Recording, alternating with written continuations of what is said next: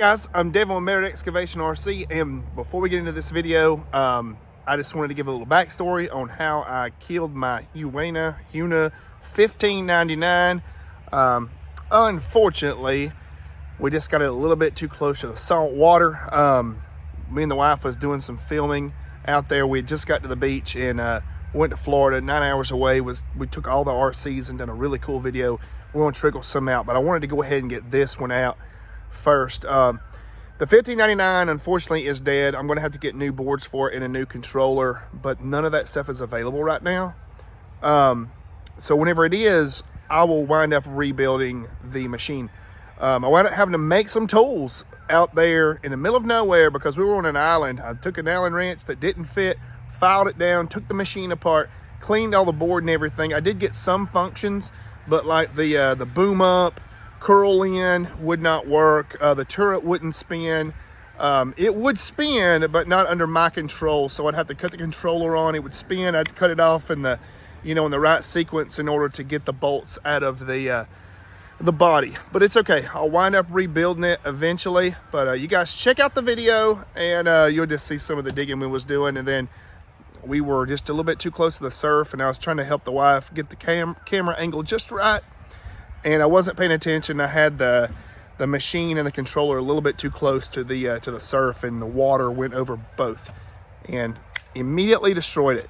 So check out the video. Make sure to like and subscribe. Share these videos with your friends. We'll see y'all.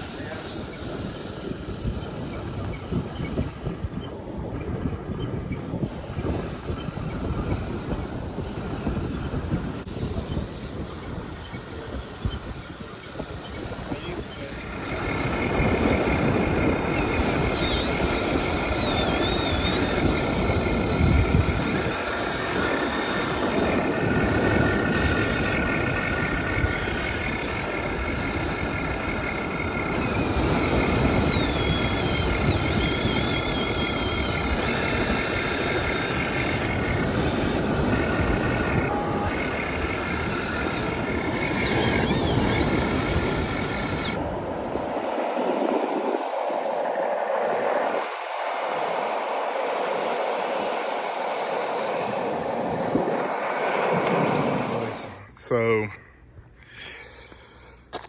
I dug around in my car and I found an Allen wrench that's close to the right size.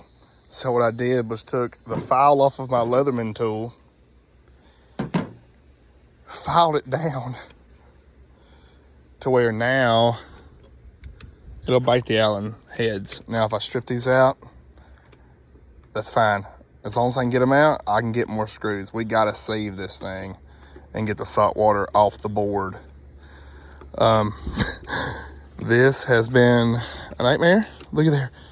Yes, these are the two deepest ones, and I think we have one deep one here. It's gonna be hard to get the turret turned, but I have been able to get the turret to turn. So unfortunately, we let a wave crash over this thing and screw it all up. But we're gonna get this dried out, hopefully. I took the board apart in this and got it cleaned up real good. Some of the controls are probably still sticky, I'm sure. I just want to get this board cleaned out. Now I have had these like underwater before, but with fresh water, not salt water. Salt water is a superconductor and destroys stuff. So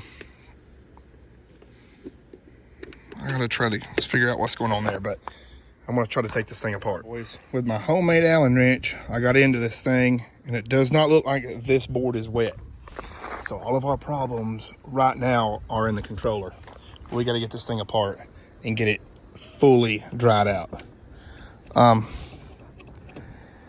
There was slight amounts of salt water in certain areas, not a lot.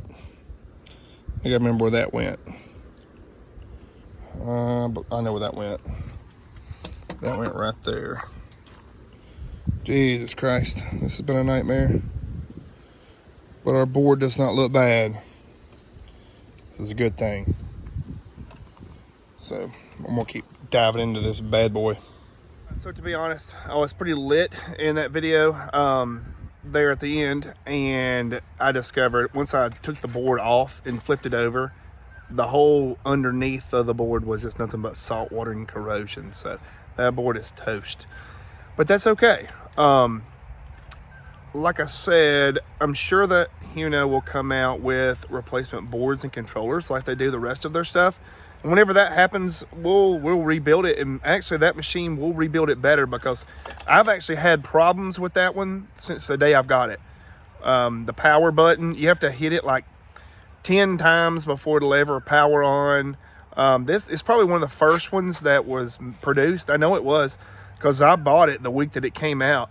And I mean, it's always had issues. So for me, it's probably a good thing, because I might just convert it to hydraulic and just have something really strong and really badass. But guys, I hope you enjoyed this video. Keep your vehicles out of the salt water unless you are willing to rebuild it. So we'll see you on the next one. And yeah.